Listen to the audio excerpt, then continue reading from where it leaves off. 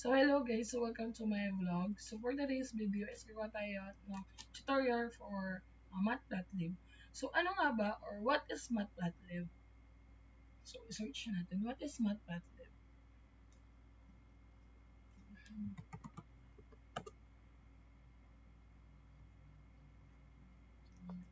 Matplotlib. So Matplotlib is a comprehensive library for creating static, animated, and interactive visualization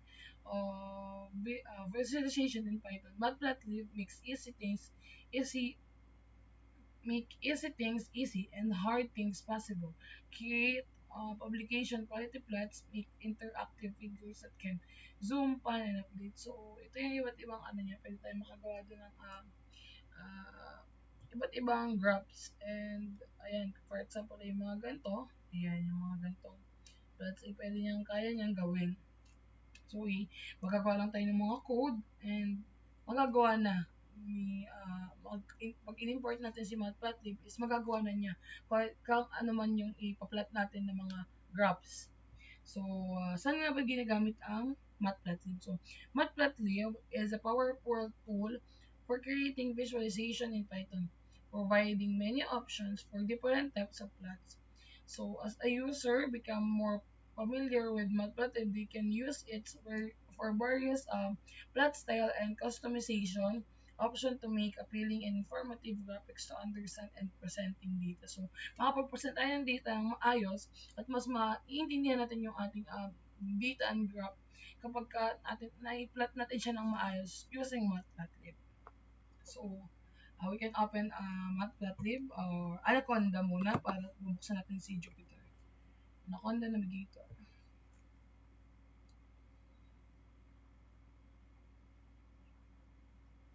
Yan. So, search ulit natin Anaconda.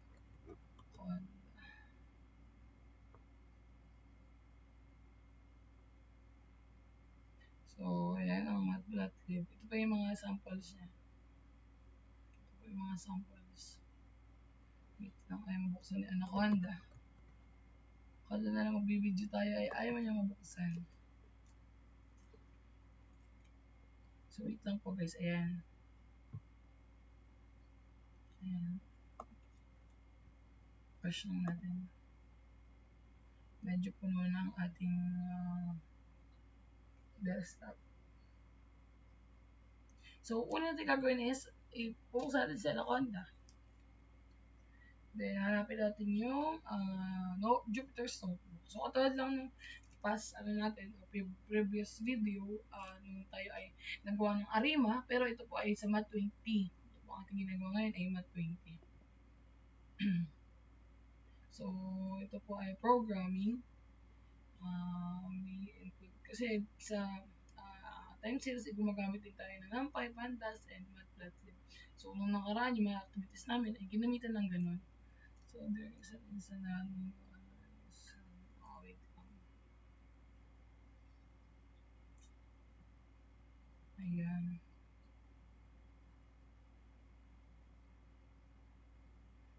So, mag-import muna tayo ng Matplotlib sa Jupyter Notebook.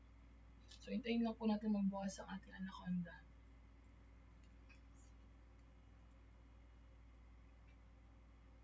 Ayan. So, Jupyter. Ayan.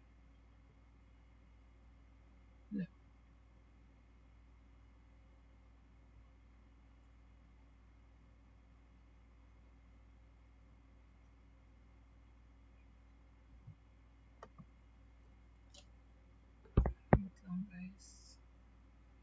For the loading ng ating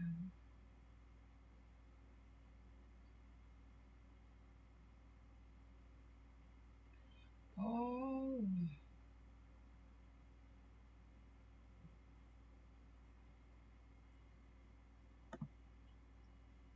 Ayan. Ayan, nabuksan na. Oops. Ayan. So, create muna tayo dito sa ating desktop ng Mat20. Ito ba yan? Ayan, Mat20. Meron na pala ako. desktop, then mat 20. Ayan. Checkan natin ito. Alam ko may na-code na ako na ganito, pero gawa tayo ng bago para makita nyo kung paano natin ginagawa. So, dito ay magpa-plot tayo ng mga graphs natin. Magpa-plot tayo ng mga graphs. So, ayan. Medyo mahina po ang ating net. Hindi naman ito gaya kasi yung ginagamit ng internet, pero wait natin. Ulitin natin. Double na yung ating. Delete natin. Delete.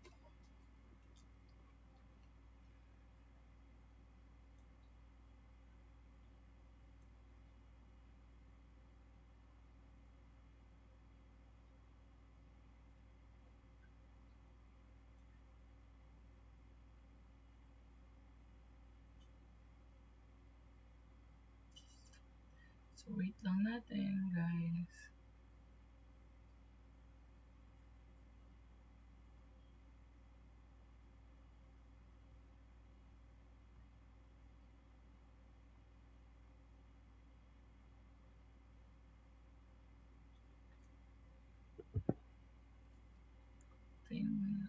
Ayan.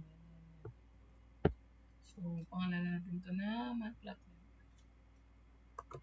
Matplotlib. So, ang una natin kailangan gawin ay import hashtag import things. Import tayo. Import natin syempre. Import matplotlib dot pyplot as plt para mas maikli. So, percentage matplotlib inline para graph natin at maayos natin yung plot. Makita natin yung plot ng ating graph para ma-import natin siya ng para ma-plot natin na maayos yung ating import na graph or ng ating mga plot. So, x be equal to this range 0, 10. Y be equal to this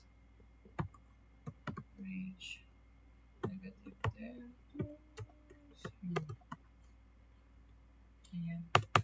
Then plot o plt plot x and y. And y. Enter. Ayun, meron na tayong line graph. Then, ngayon naman ay a be equal to 0, negative 100, 25, 67, negative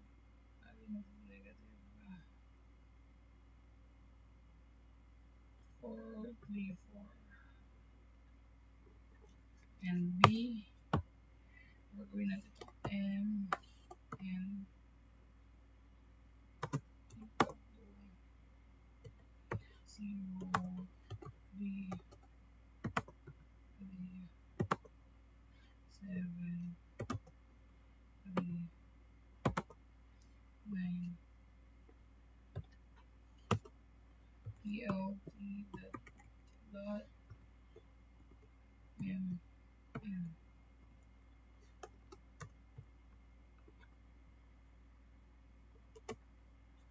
Ayan. Then, next naman ay Ipaplat natin yung axis nitong part na to. Itong part na to. Itong part na to. Uy, napakadami naman yan. Wait lang po. Itong part na to. Ayan. Ipaplat natin. Wait lang guys.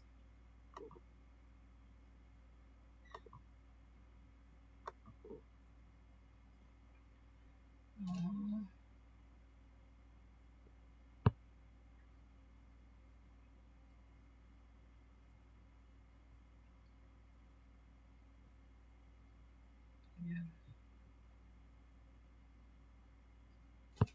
Ipaplat natin to. So, dot PLT dot plot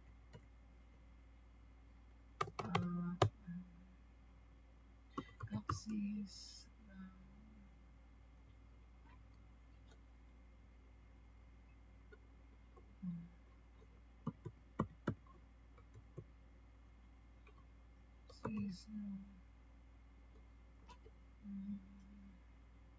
axis ng negative 50,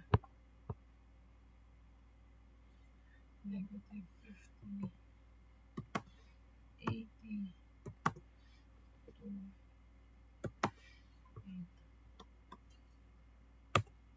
8 dot M.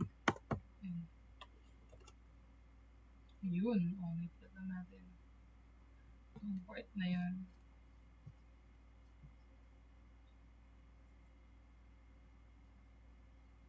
Then after dot, lagyan natin ng title yung ating plot.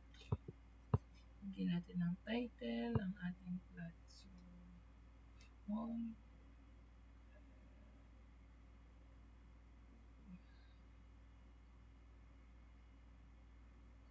lagyan natin ng plot title yung ating PLT.title.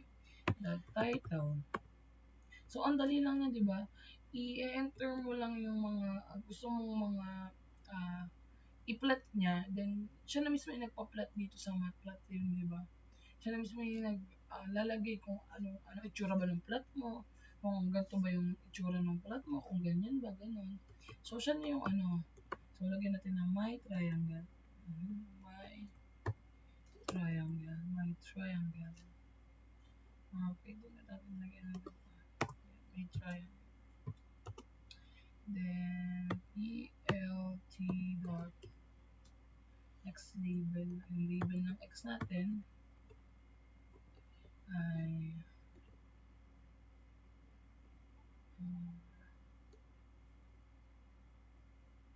that's label A.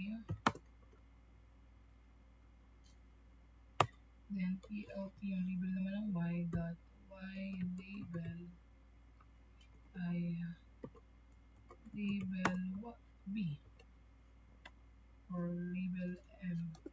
Malaking M, malaking N para dito naman dito.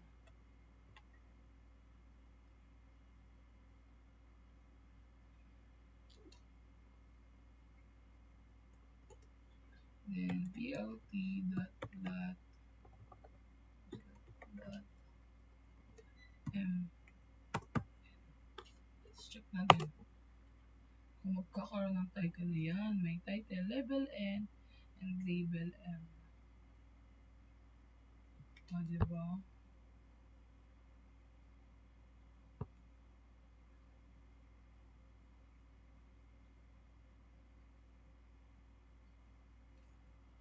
Yung ating triangle ay nagkaroon ng label.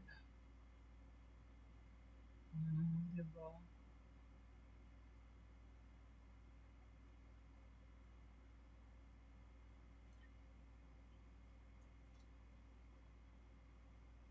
Then, lagyan natin ng PLT axis yung ating enter. Try natin enter naman ng axis. Yung axis niya. Yung nilagyan natin kanina na PLT dito.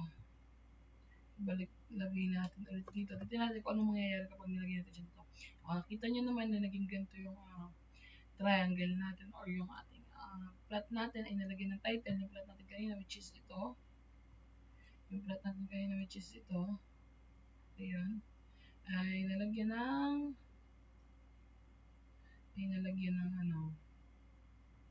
ng title. Nalagyan siya ng title. Ayan, nalagyan siya ng title which is my triangle, label N, tapos label M. Ayan. So, ngayon naman ay tatry natin na ibalik yung axis natin or yung natin. So, magano na pala tayo. Ang gagawin ko na lang ay maglalagay ako ng kakopy ko na lang ulit ito. Kakopy ko na lang muna ito. Para ibang naman. Control C. Control V. Oh my god. Wait lang. Ulit natin. Copyahin natin ito. Natin kung mas yan. Sana pala ako. Control C. Control V. Tapos copyahin natin itong axis para maging axis siya. Para yung tignan natin kung magiging ganito yung kakalabasan niya. Diba, kinopya lang natin to. Din ganito yung kinopya ko to para titignan natin kapag nilagyan natin siya ng axis dito sa part na to. Kung ang magiging kalabasan ba ng graph niya ay ganito. So, check natin.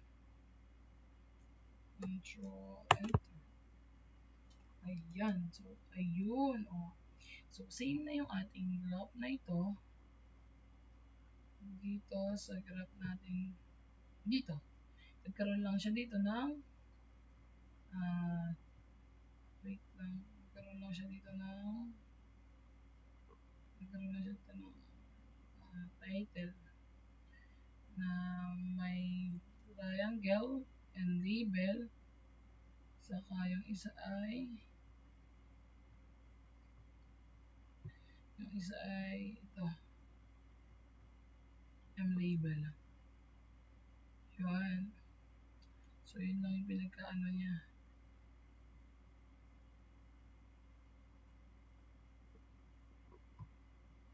Yan.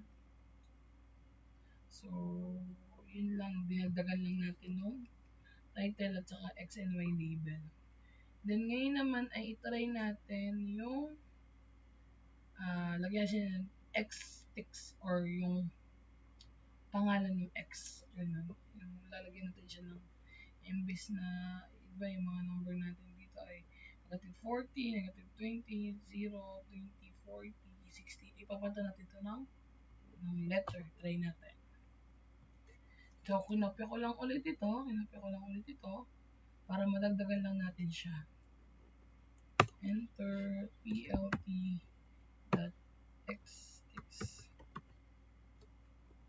Ayan, negative 40. Negative 20. 0, 20, 40, 60, 80, and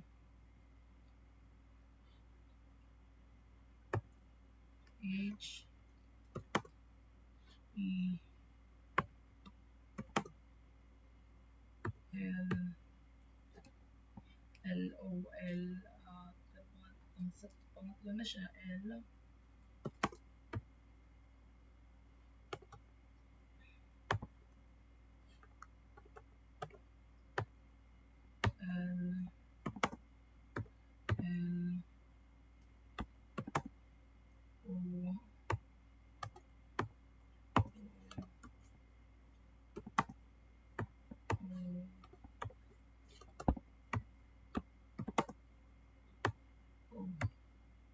tignan natin kung ano makikita yung kinalabasan. Ayun, H-E-L-L-O-O-O. So, napalitan yung ating itong part na to ay pinalitan natin ng ganito. Helloo. So, yun, napalitan natin siya. So, nilagay lang natin sa ating code, dinagdag lang natin sa code natin, yung kanyang, yung hello na salita. Dito, pinalitan lang natin yung negative 4, yung M label natin, yung label M natin ng mga numbers, ay pinalitan lang natin ng word na hello. Then, next naman, ay palitan natin yung kulay ng graph natin, or yung kulay ng ating pinaka plot. So, copying ko ulit ito. Hindi tayo nagbubura or hindi tayo nagdadagdag lamang. So, lalagyan natin siya ng color equals to, anong kulay ang gusto niya? Siguro mga, kahit mga violet. Try na natin kung gagana ang violet. Ayun, gumana yung violet. Then, mag-try tayo ng ibang color. Magenta. Try natin kung gagana si magenta. Ayun, para din siyang violet. Yan, magenta yan. Kulay pink. Mapink-pink. Tapos, aqua blue. Try natin aqua blue. Parang hindi. Tignan natin kung gagana. Or mag-e-error. Ayun, hindi na siya gumana. Nag-iisip pa siya. Kung anong kulay. Iba naman. Green. Ayun. Green, red. Green, red. Blue, green. Tignan natin kung gagana. Ayaw. Nag-error. Aqua blue.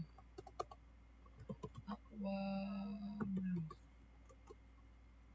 Ayaw din. Maganda yung space. Ayaw. Pink. Ayun. Yan pa ba? Red. Red. Red. Ayun. Orange. Orange. Orange. Ayun. So, gawin na natin siyang red. Ayan. Gawin natin siyang red. Ayan. Napunta natin ang color ng ating anak. So, ngayon naman ay itry natin na i-plot hist natin. Ano bang ibig sabihin ng plot hist? Plot hist. So, i-histogram natin. Histogram. Ayan. Hist is histogram. Histogram. O, yan. Ganito naman yung gagawin nating graph. So, ganito naman yung gagawin nating graph. Yan. Ganyan. Ganyan graph. Histogram. Ayan. Ganyan yung gagawin natin ng graph. So, wait lang. Ayan. Ayan. So, histogram naman yung gagawin natin. Imbis na ganito, ay ang gagawin natin ay histogram. So, ayan. So, plt or matplotlib.hist a or m pala. M yung ating ano, diba? Kung ano ito natin, M.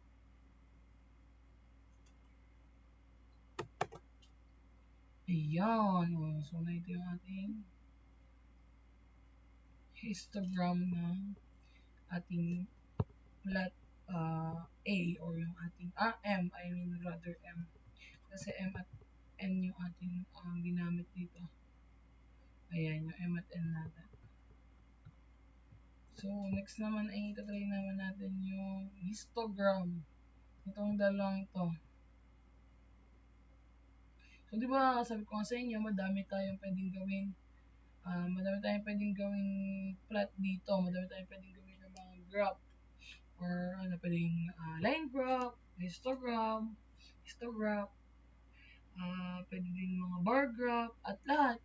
Yung pie graph, pwede din tayong maggawa ng ganun. So, ngayon ay, ang gagawin lang natin ay yung dalawa lang, yung line graph at yung histogram lang po muna. At susunod na natin, itakal yung iba para maging maikli lang ang ating video. Kasi nung nakaraan, umabot ako ng parang 1 hour yung aking video. So, ngayon ay pinaikli lang natin para mabilis tayong matapos. So, ayun, ganun lang naman yung pag-add ng label, pag-add ng title, pag-add ng ano. So, ngayon naman i-try natin yung histogram ng dalawang kung ginawa natin kanina na graph. PLT dot